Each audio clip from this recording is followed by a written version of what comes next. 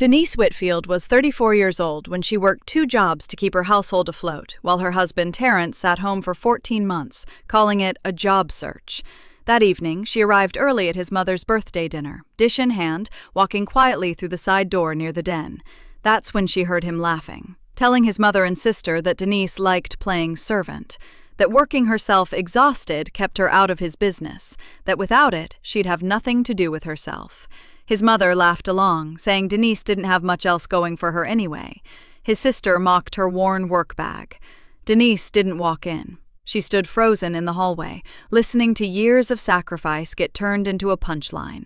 What Terrence didn't know was that his wife had spent 7 years learning how to read numbers no one else bothered to check, and by the time she walked back out to her car, she had already stopped being his servant. She just hadn't told him yet. Before we dive in, comment where you're watching from today. And if stories like this speak to you, hit subscribe, because tomorrow's story is even more intense. The alarm went off at 5:40 a.m. It was still dark outside, the kind of dark that feels heavy, like the night is not ready to let go yet. Denise reached over and pressed the button before the second beep. She didn't want it to wake Terrence. He didn't stir anyway. She lay still for exactly 3 seconds. She had counted those 3 seconds every morning for years, a small, private moment that belonged only to her, and then she pushed back the covers and got up. The bedroom was quiet, except for Terrence's slow, even breathing. He was on his back, one arm thrown over his side of the bed, completely at peace. Denise moved around him in the dark, the way water moves around a stone. Careful, practiced, not wanting to disturb what was resting. She showered in 7 minutes. She dressed in the pale light of the bathroom, picking out her gray slacks and the blue blouse she'd ironed the night before. She twisted her hair up, put on her small gold earrings, and looked at herself in the mirror for a moment. Steady eyes. Tired ones, but steady. By 6:15, she was in the kitchen. Coffee on, overnight oats pulled from the fridge, her work bag, a wide-mouthed canvas tote with a broken inner clasp she kept meaning to replace, propped against the counter, already loaded with her laptop, her billing binder, and a folder of freelance invoices she needed to review on her lunch break. She ate standing up. The hospital was a 20-minute drive east on a good morning. Denise made it in 18. She was at her desk in the billing department by 7:55, 5 minutes before her shift technically started, because that was just how she was built. By noon, she had cleared 14 patient account discrepancies, flagged 2 insurance coding errors that would have cost the department real money if they'd gone unnoticed, and sent a revised claims report to her supervisor that he hadn't even asked for yet. Her coworker Chandra called her a machine, the way people say it when they mean it as a compliment. Denise just smiled and kept typing. At 12:30, she took her lunch break in her car. She ate a sandwich with one hand and held her phone with the other, already dialing. Marcus. She kept her voice calm and clear. I pulled your Q3 records last night. Your vendor payments are miscategorized. You've been logging them under operating expenses, but 3 of those contracts qualify as capital expenditures. That's not a small difference at tax time. A pause on the other end. Then, how bad? Not bad, if we fix it now. If we wait until your filing deadline, you're looking at a penalty that starts at 500 and compounds. I can have the corrected ledger to you by Thursday. Another pause. Denise, I don't know what I'd do without you. She did not say you'd probably be in a very expensive mess. She just said Thursday and ended the call. Marcus ran a small tile company in the west end of the city. He was the 3rd client she'd pulled back from the edge of a tax disaster in 2 years. The others had sent her referrals. The referrals had sent more referrals. Her freelance work had quietly grown into something real. 12 steady clients, night calls, weekend spreadsheets, a reputation built entirely on her own precision. She finished her sandwich and drove home for the 30-minute window she allowed herself between her lunch break and her afternoon shift. Terrence was on the couch. He was freshly showered. She could smell his soap from the doorway, wearing clean joggers and a white t-shirt, watching something on his phone with earbuds in. He looked up when she walked in and pulled one earbud out. Hey, babe. He smiled. Easy. Warm. How's the day? Busy, she said. Good busy. She moved to the kitchen to refill her water bottle. He followed her with his eyes, but not his body. Any leads today? She asked. Not pressing, just asking. He made a sound that wasn't quite a word. Sent a couple things out. Nothing's moved yet. He leaned his head back against the couch cushion. These companies take forever to respond. You know how it is. She did know, or she thought she did. She'd been hearing versions of that sentence for 14 months, ever since Terrence lost his logistics coordinator position in a round of cuts at his former company, a layoff that had been genuinely bad luck, and genuinely not his fault. She'd believed in him then. She still believed in him now, or she told herself she did. The way you keep believing in something because the alternative is a thought too heavy to hold while you're also working 2 jobs. She screwed the cap on her water bottle. "Don't forget," she said, "your mom's birthday dinner is Saturday." Yeah. You coming?" "Of course." She picked up her bag. "I'll bring that sweet potato dish she likes. I can probably drop it off on my way from a client call." Terrence smiled again, already putting his earbud back in. "She'll love that." That night, at 9 p.m., Denise stood at the kitchen counter spooning food into a glass container while her laptop glowed open on the table behind her, 3 client invoices still waiting. "I'll go straight to your mom's from the Hendersons," she told Terrence, who was in the next room. "I might not be able to stay long, though. I've got the Okafor account due by Sunday." "She'll just be glad you came," he called back. Denise snapped the lid on the container, set it in the fridge, and went back to her invoices. The Henderson call ran long. By the time Denise pulled onto Yvette Street, the sun had already dropped behind the rooftops, and the porch lights were on up and down the block. She was 40 minutes late. She'd texted Terrence from a red light. "On my way, sorry," and he'd sent back a thumbs-up emoji, which meant everyone was fine and no one had missed her. She believed that without bitterness. That was just how these gatherings went.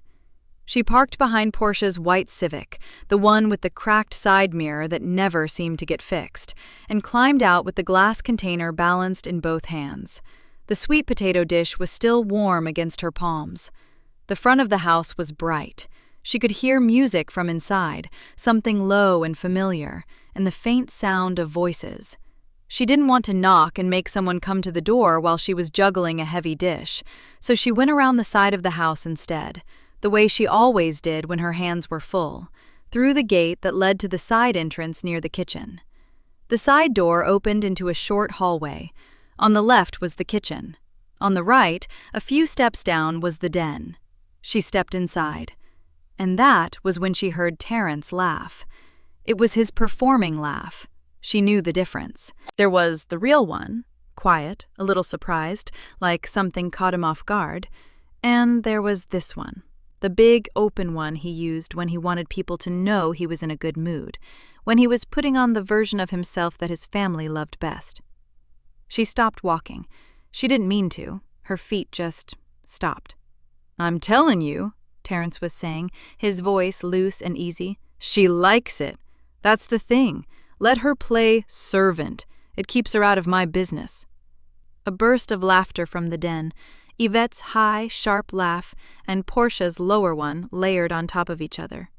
"Terrence, you are wrong for that," Portia said, but she was still laughing when she said it. "I'm serious." He wasn't done. She could hear him leaning into it, the way he did when a joke was landing well. "If she stopped working, she'd have nothing to do with herself. I'm doing her a favor." More laughter, then Yvette's voice, smooth and certain. "Well, she doesn't exactly have much else going for her, so—" A beat of comfortable silence, the kind that follows a thing everyone already agrees with. Then Portia. "Did y'all see the bag she had last time she came over? I almost said something." A small, satisfied pause. "Almost." "Right?" Terrence said. "She dresses like she's still broke." Portia's voice was light, almost amused, like she was describing something mildly funny she'd seen on the street. "Like, we get it, you thrift." More laughter, easy, unbothered, the laughter of people who have said versions of these things many times before and feel perfectly safe saying them again. Denise stood in the hallway with a warm dish in both hands. She did not move. Her first feeling was not anger. It came later. Her first feeling was something quieter and worse, a kind of cold clarity, the way a room looks different once the lights come all the way up. Every late night, every skipped lunch, every invoice she'd finished at 11 o'clock while he watched television in the next room, every dollar she'd moved from her freelance account to cover a bill he was supposed to be taking care of. All of it, in his words, keeping her out of his business. All of it, in his mother's words, she doesn't have much else going for her. And her bag, her worn, broken-clasped, overstuffed canvas bag that she had never once replaced because there was always something more important to spend that money on. Their money, the money she earned, mocked by a woman who lived in a guest house she didn't pay for. She stood there for a long time, or maybe it was only a few seconds. Time had gone a little strange. She did not walk into that den. She backed up the way she came. One step, then another. Her shoes made no sound on the floor. She moved through the side door, pulled it shut behind her without a click, and walked back through the gate to her car. She put the dish on the passenger seat. She started the engine. She drove to the end of the block. Then she turned the engine off. The street was quiet. A dog barked somewhere far away and then stopped.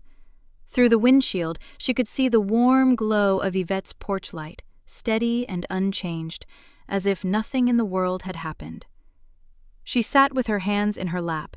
She was not going to cry. She could feel the tears somewhere behind her eyes, but she was not going to let them move. Crying was for when something was over, and nothing was over yet. She didn't know what any of it meant, not all of it, not the full shape of it. She needed to know the full shape of it. She sat in the dark car on the quiet street and made herself one promise. She would not say a single word to Terence until she did. The house was dark when she got home. She had known it would be. Terence was still at his mother's, laughing in that warm den, being poured another drink by someone who had never once called him a servant. Denise set the sweet potato dish on the kitchen counter without looking at it. She didn't put it away. She didn't cover it. She just set it down and pulled out the chair at the kitchen table and sat. She opened her laptop. She had been paying the household bills on autopilot for so long that the joint account barely required thought anymore. She knew the rhythms of it, the way she knew the rhythms of her own breathing, what came in, what went out, what stayed. She had never looked at it the way she looked at a client's books, that careful, forensic kind of looking, the kind where you're not just confirming numbers but asking them questions. She looked at it that way now. The joint checking first. She scrolled back 6 months, then 8. She did not rush. She moved through the entries the way she moved through any client ledger, line by line, slow and deliberate, the way her first bookkeeping mentor had taught her when she was 22 years old and thought speed was the same thing as skill. It isn't, the woman had told her. Speed hides things. Slow finds them. She went slow. Some of it she already knew. Rent-equivalent mortgage payments, utilities, her direct deposits arriving every 2 weeks like clockwork, the freelance transfers she made when the joint account ran thin. Terence's line was thinner, shorter, a few small deposits scattered across those months, nothing consistent, nothing with a clear label. She made a note. Then she opened her email. She wasn't sure what she was looking for, not exactly, but she had set up the couple's shared household email account years ago, the one they used for subscriptions, warranties, service providers, the one she managed because Terence never checked it. She typed "offer" into the search bar. The result came back in less than a second. The subject line read, "Re-offer letter, senior analyst position." She clicked it. The email was from Terence's personal address, sent to a hiring manager at a company called Meridian Group. She recognized the name. It was a mid-sized logistics firm downtown, the kind of company that showed up in regional business news every few months. Stable, established. The email was 6 months and 11 days old. Terence had written 3 sentences. They were polite and clean. He thanked them for the opportunity, said the role wasn't the right fit at this time, and wished them well.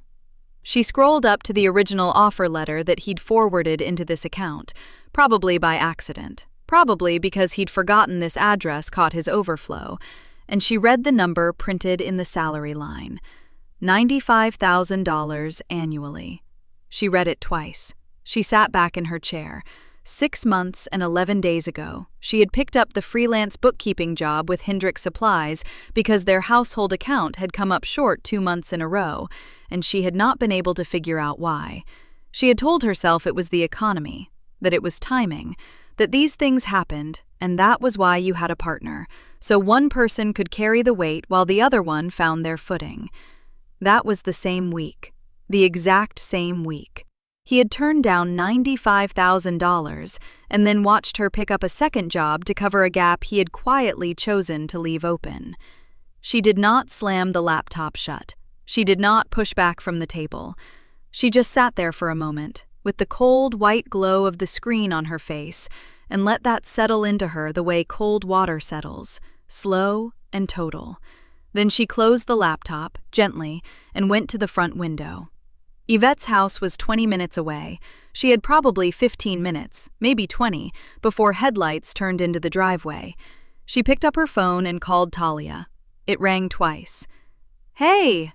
Talia's voice was alert, not sleepy. She was a night owl, always had been. "You okay?" "I need your help," Denise said. I don't need to talk. I need you to help me read some numbers." A short pause. Talia knew what Denise did for work. She understood the difference between that request and a different kind of call. "What kind of numbers?" "Joint accounts, freelance records. I want to know what I'm actually looking at. All of it." "Okay." No questions. No, "Are you sure?" or "What happened?" Just, "When?" "Soon. I'll call you tomorrow and we'll set it up." "I'll be ready," Talia said. They hung up. Headlights swept across the front window. Denise was already back at the table, laptop open again, a new spreadsheet filling the screen. The cursor blinked in the first cell. She typed 2 words into the title bar at the top. Truth. Then she moved to the first row, clicked into the cell, and began to type. Meridian Group offer, $95,000. Declined by T without disclosure. Same week, second job taken. The front door opened behind her. Terrence's keys hit the hook by the door. She heard him in the entryway, pulling off his jacket, humming something low and tuneless to himself. She did not look up. "Hey, babe," he called. "You make it over there tonight?" "For a little while," she said. Her voice was even. "Dropped the food off. Didn't want to interrupt." "Good looking out," he said. She heard him open the refrigerator. She kept typing. Talia arrived at 7:15 with her laptop bag over one shoulder and a folder tucked under her arm. No wine, no takeout. She came the way she came to every job. Prepared. "Show me what you have," she said, setting her bag on the kitchen table before she even took off her coat. Terrence had texted an hour earlier. "Hanging with Marcus tonight. Don't wait up." Denise had read it once and set her phone face down on the counter. She opened her laptop and turned the screen toward Talia. The truth spreadsheet was already up. They worked the way Denise worked, methodically, without hurry. Talia pulled up her own software and they began cross-referencing. The joint account on one screen, Denise's freelance business account on the other. Old bank statements printed and spread flat between the 2 laptops like a paper trail laid out for a jury. Talia didn't comment much at first. She just read. Her finger moved down columns without touching the screen, the way people do when they've been reading numbers for so long that the numbers feel like language. Denise watched her. "These deposits," Talia said after a while. She pointed to a recurring transfer in the joint account. Small, but consistent. "These are on the same date every month. 3rd of the month. You recognize this?" Denise leaned in. "Terrence told me his mother was helping out, that she was giving us a little something while he was job searching." "You said us." "That's what he said. Us. Talia highlighted the entries, 7 of them, going back 7 months, and then opened a second window. Let's see where it went. It didn't take long. The money had never touched a single bill, not the mortgage, not the utilities, not the grocery account Denise used. She had a list of every household expense going back 2 years, organized and dated, because that was just how she operated. Nothing matched, not one transfer. What it had funded, quietly and consistently, told a different story. A charge at a hotel in Atlanta, a weekend Terrence had said was a networking trip. A watch from a men's accessories boutique, $340, purchased on a Tuesday afternoon when Denise had been at work. A string of restaurant charges, good ones, the kind with menus that didn't list prices online, on evenings she remembered as ordinary. Evenings she had spent at the kitchen table with her laptop open, finishing client invoices, telling herself the hustle was temporary. Denise looked at the Atlanta charge for a long moment. She remembered that weekend. She had stayed home and worked through a backlog. She had eaten cereal for dinner Saturday night because she hadn't had time to shop. She had felt quietly proud of herself for not complaining about it. She pulled that feeling up now and looked at it clearly. It wasn't pride. It had never been pride. It was just exhaustion, wearing the costume of virtue. "There's more," Talia said, not a question. She had that tone, the one she used when she already knew the answer and was walking Denise toward it at a pace she could handle. Denise nodded. "The mortgage refinance." Talia found the document in the folder Denise had pulled from the filing cabinet before she arrived. She read it slowly. Then she went back to the top and read it again. She set it flat on the table and said nothing for a moment. "His name isn't on this," Talia said. "I know." "Denise," Talia looked up, "his name was never on it. This refinance went through in your name only." "He said he had a credit issue, that it would hold up the process. He said it made more sense to just run it through me." Denise kept her voice level. "He said it didn't change anything between us." Talia looked back at the document. "What it means legally is that you're the only one responsible for this mortgage. You're on the hook for the full loan, and he—" She stopped. She chose her next words with care. "He has no obligation attached to this house. None. He can walk away from this property without owing a cent." The kitchen was very quiet. Denise thought about the baby shower. Her sister, Camille, 7 months pregnant and glowing in photos that Denise had only seen on her phone because she told herself she couldn't justify the flight. $240. She had put it back in the account because the household needed it, because they were struggling together, and that was what you did. Only they hadn't been struggling together. She had been struggling alone, and he had been watching. Talia closed the refinance document carefully and set it aside. "You need someone who knows real estate law," she said. "Someone who can tell you exactly what that document means for your position, what you're protected from, what you're exposed to, all of it." She folded her hands on the table. "Not me. I can read money, but this is a legal question now." Denise was already thinking of someone. She had not called him in over a year, not because anything had gone wrong between them, but because the last time they'd spoken, Barron had said something quiet and careful about Terrence that she hadn't been ready to hear. She was ready now. The paycheck stub was crisp at the edges. Denise had folded it once, cleanly, and set it beside Terrence's dinner plate the way she always did, wordlessly, like a receipt left on a counter. Terrence glanced at it, picked it up, nodded. "Good week?" he asked. "Busy," she said. She carried her plate to the table and sat down across from him. That was the whole conversation. She had rehearsed her face in the bathroom mirror that morning, the same way she used to rehearse difficult calls with clients before she dialed. Neutral, warm enough, tired in the way he expected her to be tired. She had spent years making that face without realizing it. Now she was making it on purpose. It was not hard. That was the part she kept returning to. It was not hard at all. The routine continued exactly as it had before the night at Yvette's house. 5:40 alarm, hospital by 8, freelance calls on her lunch break, home by 6:30, dinner on the table, laptop open by 9. She paid the bills the same way she always paid them, on time, without comment.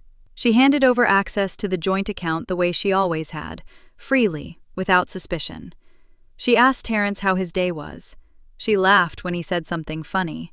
She was the woman they all believed they had figured out, and she wore that version of herself like a coat she was almost done needing. She kept her eyes open. The family cloud account had been her idea originally. 3 years ago, she had set it up so that she and Terrence could share photos easily, travel pictures, receipts, documents they might need on the go. She had given him the login. She had set it up under her email. She was, technically, the account owner. She had not forgotten that. On a Wednesday evening, while Terrence was in the shower and the kitchen was quiet, she opened the cloud account on her laptop and navigated away from the photo folders she usually accessed. The synced messages had auto-backed up the way they always did. She had enabled that setting herself when she set up the account, for document storage. She had never had reason to look at them before. She had reason now. She scrolled slowly. She was not rushed. She had learned in the past 2 weeks that rushing was how you missed things. She found what she was looking for in a thread between Terrence and Yvette dated 3 months back. "She's still on 2 jobs?" Yvette had written. "Yeah," Terrence had replied. "She won't quit. You know how she is." "Then let her work. No point rushing anything." "That's what I figure. Timing's gotta be right." "Exactly. Don't force it. Just let things develop naturally." Denise read the exchange twice, then a third time. Let things develop naturally. She thought about what that meant from a woman who had been quietly funneling money to her son every month while her daughter-in-law skipped flights and ate cereal for dinner.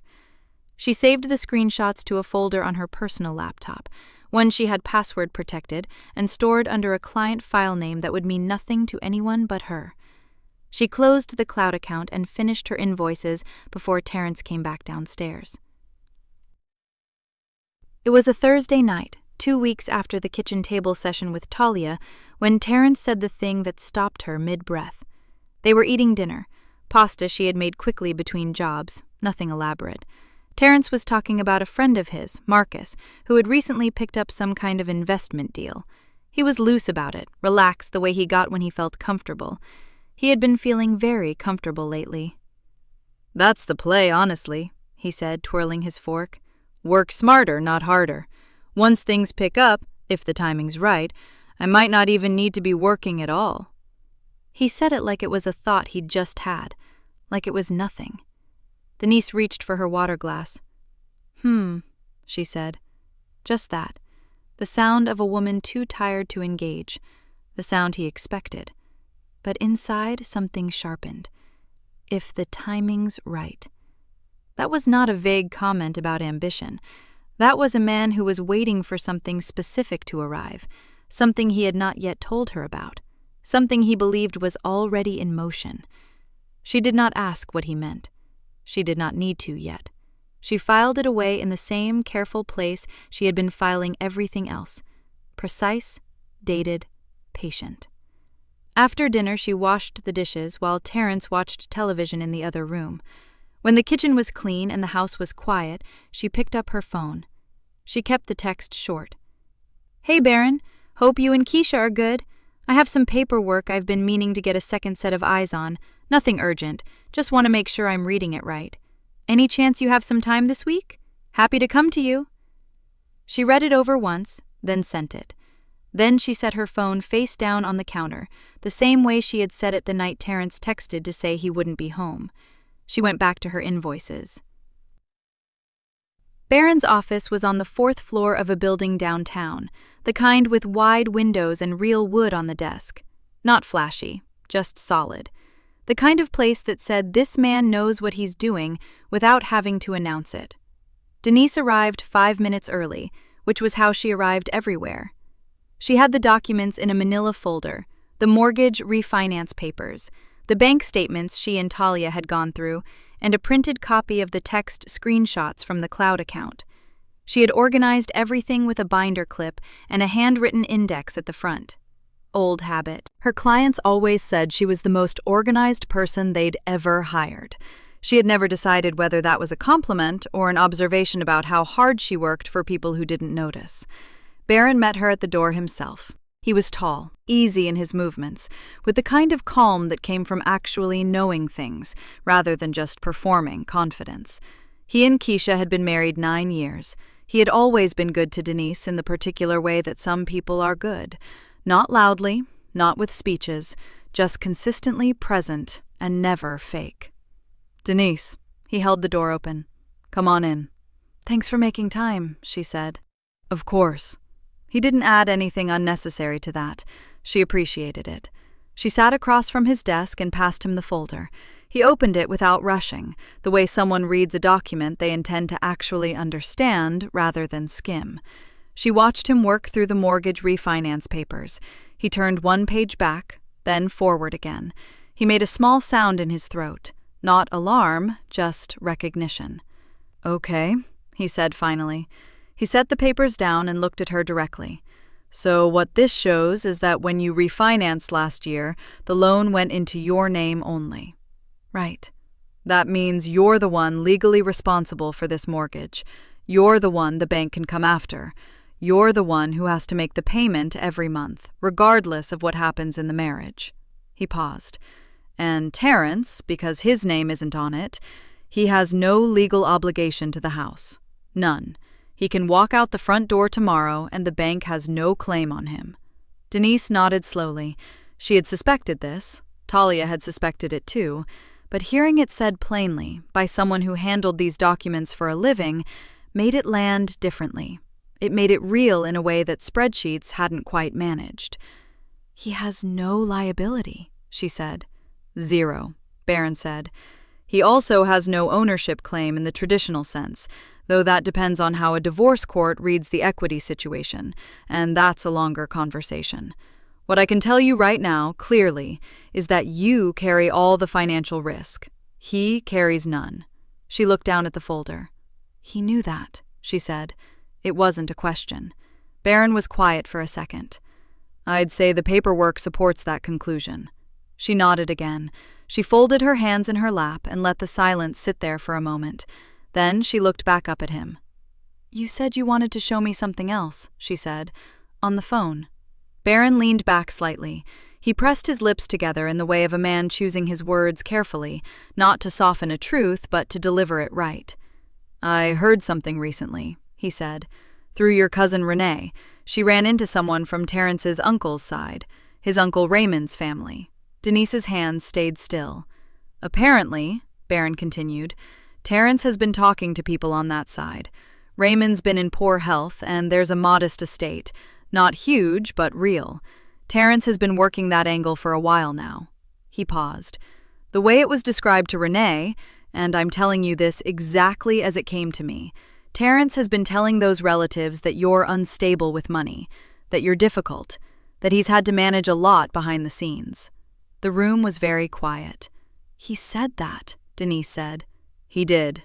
Barron's voice was steady, gentle but not soft. "The picture he's been painting is that he might need to protect any inheritance from you, in the event of a separation." She felt something move through her chest, not heat, not tears, something colder and more precise than either. She had worked 2 jobs. She had skipped her sister's baby shower. She had paid the mortgage alone. She had kept her mouth shut and her head down and her spreadsheets clean. And the whole time,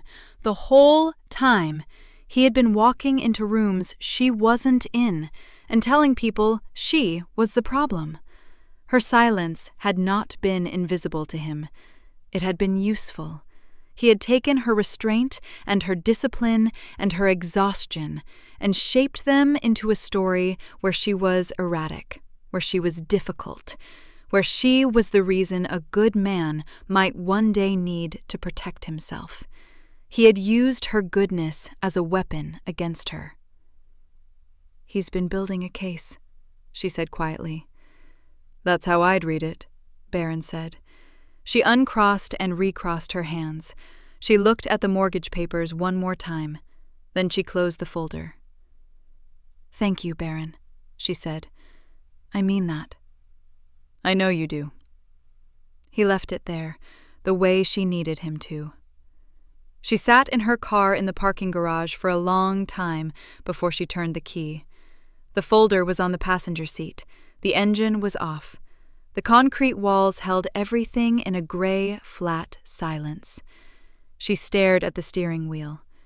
She had been called a servant in his mother's living room. She had been called unstable to people who hadn't even asked her side. She had been left alone on a mortgage, on a schedule, on a life she was apparently running for someone else's benefit. And she had done all of it without raising her voice, without making a scene, without giving anyone a single reason to call her difficult. And none of it had mattered. None of it had protected her. She had been good. She had been so good. Her voice came out low and even, the way it did when she was reading numbers back to a client. "I am done," she said, out loud, to no one, to herself. "I am done being anyone's quiet servant." She sat with it for another moment. Then she started the car. Denise called Barron on Thursday evening. Not from the kitchen, not with Terrence in the next room.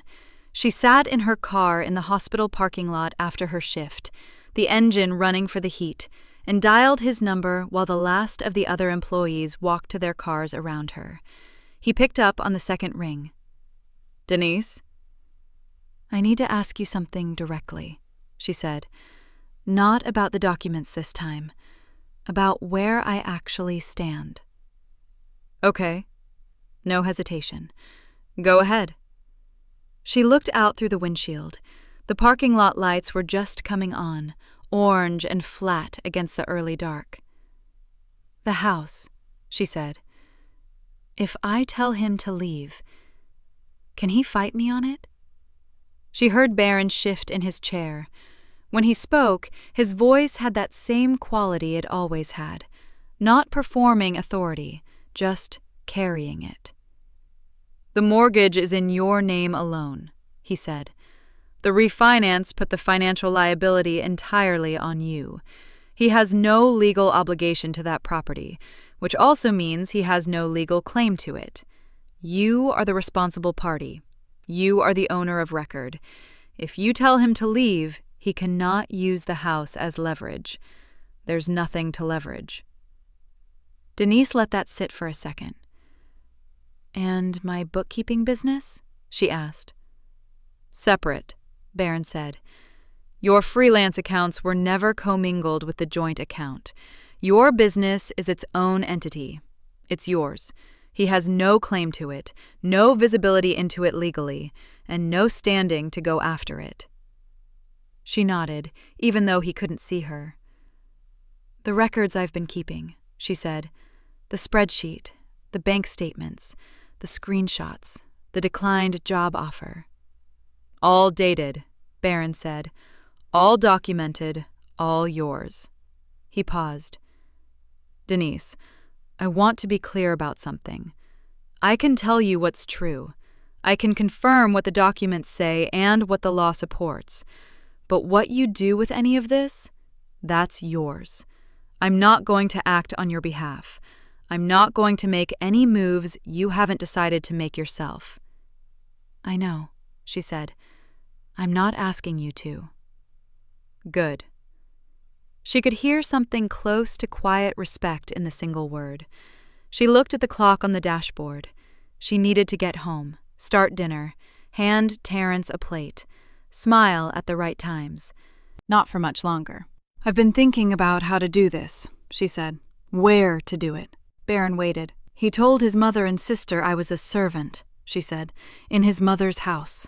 They all laughed." Her voice didn't shake. It was just a fact, delivered like one. "I'm not doing this in private. I'm not sitting across a kitchen table and giving him a quiet conversation he can walk away from and rewrite however he wants." Barron said nothing. He was listening in the way that meant he understood. "I'm going to have them all here," she said, "at my house. Sunday dinner. Terrence, Yvette, Portia, the same people who were in that room." She paused. "They sat in her living room and laughed at me." They can sit at my table and hear exactly what I know." The parking lot had gone quiet now, just her car and the orange lights. "All right," Barron said simply. Not approval or disapproval, just acknowledgement. "Is there anything legally I need to know before I do that?" "Nothing that changes what we've already covered," he said. "You're on solid ground." "Okay." She exhaled once, slow and steady. "Thank you, Barron. You don't have to keep thanking me." "I know," she said.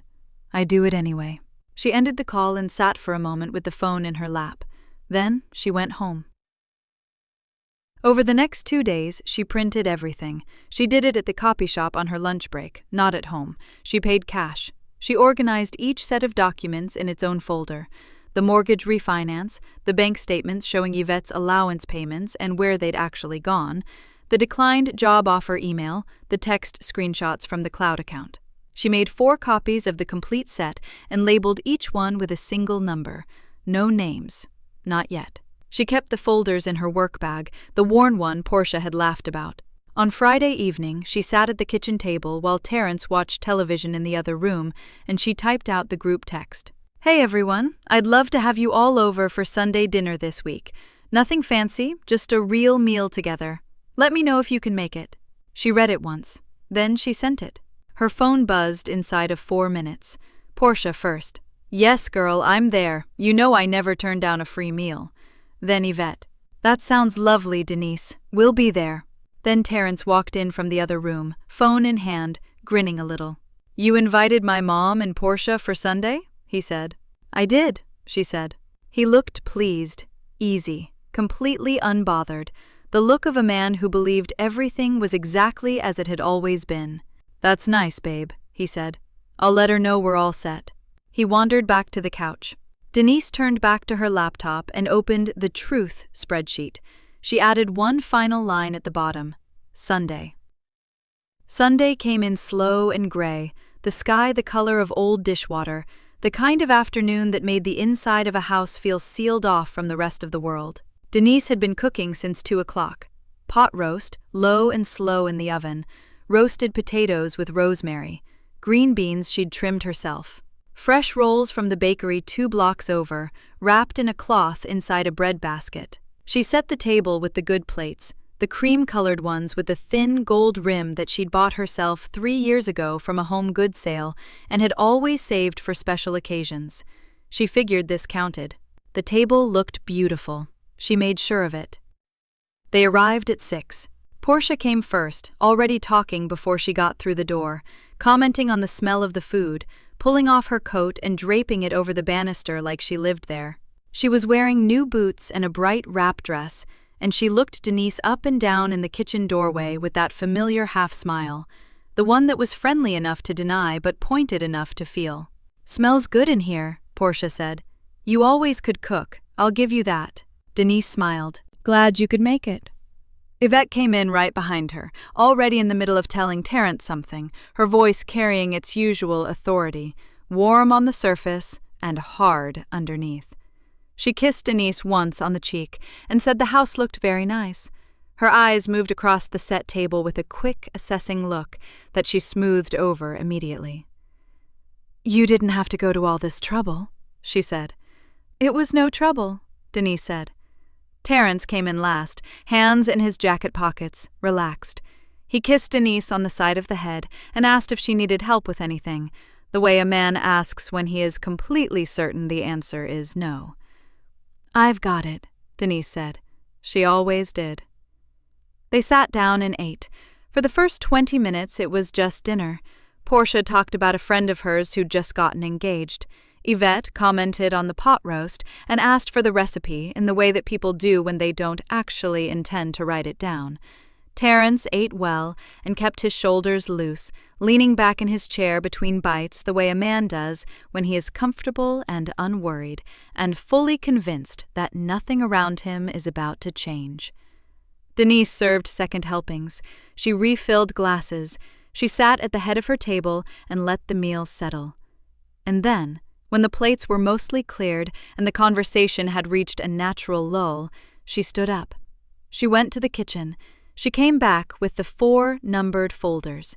She set one beside each plate. No rush, No ceremony. Just place them down, the way you'd set out dessert. The table went a little quiet. "What's this?" Terrence asked, still easy, still not worried. Denise sat back down. She folded her hands on the table and looked at him first, the way she'd planned to. "6 months ago," she said, "you were offered a position at $95,000 a year. The offer came in writing. You declined it." She paused. "That same week, I picked up my second job because I thought we couldn't cover the shortfall." The easy look on Terrence's face didn't vanish, it just flickered. Something behind his eyes went very still. "The documents in front of you confirm that," she said. "The offer, your reply, and the date. It's the first page." Nobody opened their folders yet, but nobody said anything either. She turned slightly toward Yvette.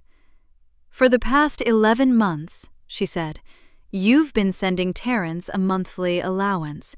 You told the family it was to help the both of us while he searched for work." She kept her voice level, quiet, like she was reading a grocery list. "It never went to the household. Not once. The bank records are behind the first page. They show where it went instead. Restaurants, a watch, a solo trip in March." She texted that land. "I skipped my sister's baby shower that same month. I thought we couldn't afford the flight." Yvette's jaw shifted. Her eyes dropped to the folder in front of her. "The third section," Denise continued, "is the mortgage paperwork from last year's refinance. Only one name on it. Mine. Terrence's name was left off." She looked at her husband. "You have no legal claim to this house. I found that out 2 weeks ago." The room was silent now, completely silent. Even Portia had stopped moving. "The last page," Denise said, "is what I heard in your mother's hallway 3 weeks ago, the night I brought food to the birthday dinner." She let her eyes move briefly to Portia, then back to Terrence. "It's written out plainly, every word, including what you said about why it was useful to let me keep working, including the inheritance you've been telling your uncle's family you needed to protect from me." She let the sentence end clean. "I've had it confirmed." Terrence pushed back slightly from the table. "Denise, okay, hold on," he started, the easy tone slipping into something more managed now, his eyes cutting toward Yvette. "Mom, she's—" But Yvette wasn't looking at him. She was staring down at the page in her hand, the bank records, her own deposits listed in a neat column, and her face had gone very still. Her mouth opened slightly. Nothing came out. Terrence was the first one to find his voice. "Okay." He held up one hand, the other pressed flat on the table. "Okay, I hear you. But I think you're reading some of this wrong." His tone had shifted. The easy, loose quality was gone, replaced by something more careful, measured, the voice he used when he needed to sound reasonable. "The job offer. That wasn't what it looked like on paper. The role wasn't right. The commute alone would have—" "The commute," Denise said. "It was 45 minutes each way, Denise. That's real time. That affects—" "You were home 14 months." Her voice stayed flat. "You had the time." He exhaled through his nose. His jaw tightened just slightly. He looked at the folder again, then back up at her, recalibrating. "Look, I should have talked to you about it, I know that. But you're taking these numbers and building a whole— This is bigger than what the documents actually say. I mean, my mother sending me money isn't some kind of scheme. That's just family." He looked toward Yvette then, expecting her to step in. Yvette didn't move. She was still holding the page. Her reading glasses had slid down her nose slightly, and she hadn't pushed them back up. Her eyes were moving across the columns. Deposits, dates, purchase descriptions. and her face held the look of someone quietly calculating how much damage had already been done. "Mom," Terrence said. Nothing. "Mom." "Don't," Yvette said quietly. Just the one word. Her voice was low and dry, like something with all the air pressed out of it. She set the page down and did not look at her son. Denise let the silence hold for a moment. Then she turned to Portia. Portia had barely moved since the folders landed. She was sitting very straight in her chair, her bright wrap dress suddenly looking too festive for the room, her new boots crossed at the ankle underneath her seat. She had the particular stillness of someone hoping that if they stay quiet enough, they might not get called on. "At your mother's house," Denise said, 3 weeks ago, you said my bag looked like it came from a thrift run. You said I dress like I'm still broke." She kept her eyes steady. "You said it the same way you've been saying things like that for years, just quiet enough to feel deniable." Portia's mouth opened. "I didn't. That was just—" "I'm not asking you to explain it," Denise said. "I'm just making sure you know I heard it." Portia closed her mouth. Her cheeks had gone dark with color. She looked down at her own untouched folder. Denise turned back to the table, all 3 of them now, and when she spoke again, her voice carried the calm of someone who had already made every decision that mattered. "Here is what's true," she said. "This house is mine. My name is the only name on the mortgage. That is a legal fact, and I've confirmed it with an attorney." She did not say Barron's name. She didn't need to. "My freelance business has nothing to do with this household, and it never will again. And I am finished, completely finished, paying the bills for a man who told his family I worked 2 jobs because I had nothing better to do with myself." Terrence's face had gone tight. He was still sitting forward, elbows on the table, but the posture had caved slightly, the way a structure does when something beneath it gives. "You want to talk about the inheritance?" she said. "The story you've been building about me being unstable with money, being difficult? That family has already heard something different from a source they trust. That door is closed." Terrence stared at her. He looked, for the first time all evening, like a man trying to find a handhold and not finding one. No job, no claim to the house, no inheritance angle left to fall back on. He opened his mouth once, and then shut it. There was nothing in the folder he could argue with. He'd written the email himself. His name was simply absent from the mortgage. The bank records were the bank records. "The guest house," Denise said, looking at Portia now. "The one attached to this property. I've been paying for it since we moved in. You have 30 days. Portia blinked. 30 days, Denise said. 30 of them. The table went quiet again. This time, it stayed that way. Yvette picked up her purse from beside her chair. The movement was slow, deliberate, like she was conserving something. She stood without looking at Terrence, without offering a defense, without the practiced warmth that usually filled every exit she made. She just rose. Portia followed a beat later, grabbing her coat from the banister, the same banister she'd draped it over like she owned the place 40 minutes ago. Neither of them finished their plates. The front door opened. It closed. The house went still. Terrence didn't get up. He sat at the table with his hands loose in front of him, looking down at the documents spread out beside his plate. He was not reading them. He had already read them. He just sat there, in the home he had never paid for, at the table she had set, surrounded by the food she had cooked, while Denise picked up the nearest plate and began to clear. The kitchen was yellow now. Not a loud yellow, a soft one, like the inside of a lemon. Denise had picked the color herself on a Wednesday afternoon in February, standing in the paint aisle at the hardware store with nobody waiting for her to hurry up. She had held 3 sample cards up to the fluorescent lights and picked the one that felt like morning. She had painted it herself, too. One Saturday, music on, windows open. Now it was April, and the kitchen smelled like garlic and fresh thyme, and the late afternoon sun came through the window above the sink and landed on the counter in a long, warm stripe. Denise moved through the space the way she always did, efficiently, deliberately, but something in the movement was different now. There was no clock running in the back of her head, no second job waiting on the other side of this one. She stirred the pot on the stove, checked the oven, and pulled down the good plates from the cabinet, the ones she used to save for occasions, before she decided that Sunday was occasion enough.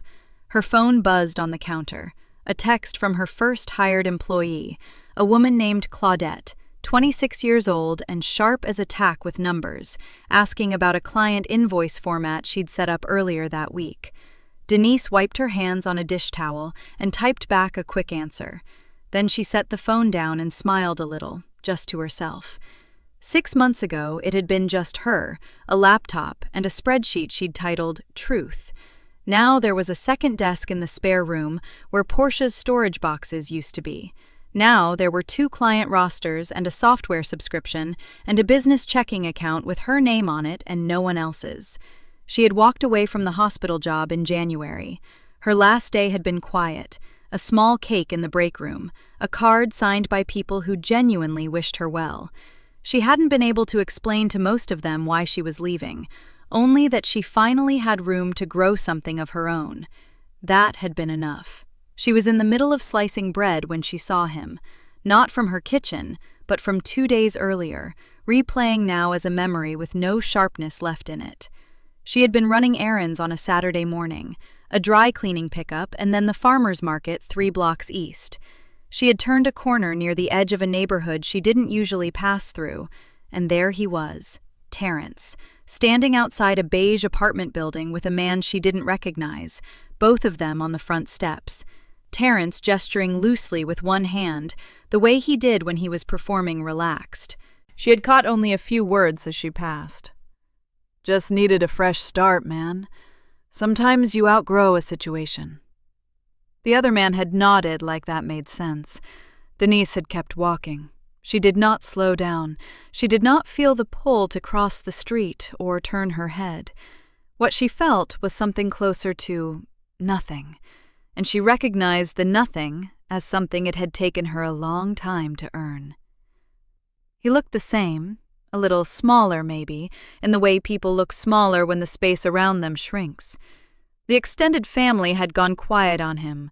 She knew that from Baron, who had mentioned it once without embellishment, the way Baron mentioned most things. His mother's standing had quietly shifted too, in the ways that matter inside families.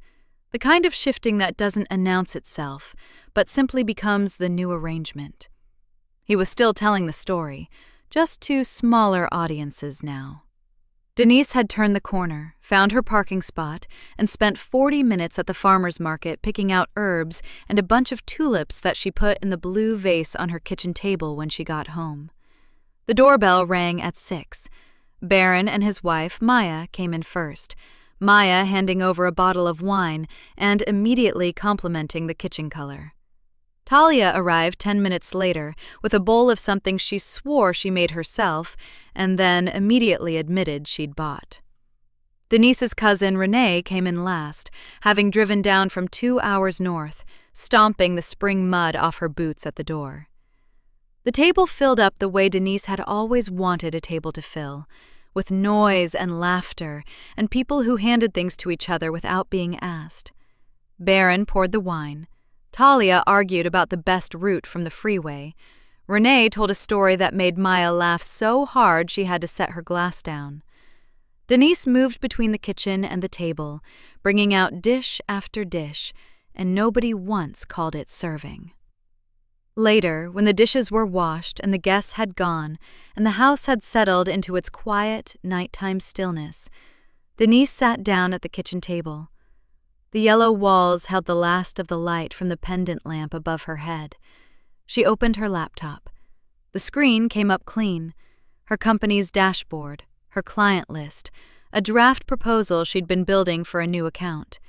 Her name in the top right corner of the software, the name she'd registered the business under. Whitfield Financial Services. She pulled the laptop a little closer, adjusted her chair, and began to work. Thank you for watching until the end. If this story meant something to you, hit subscribe and turn on notifications. I've got 2 stories on the screen that you have to watch next. Have a great day.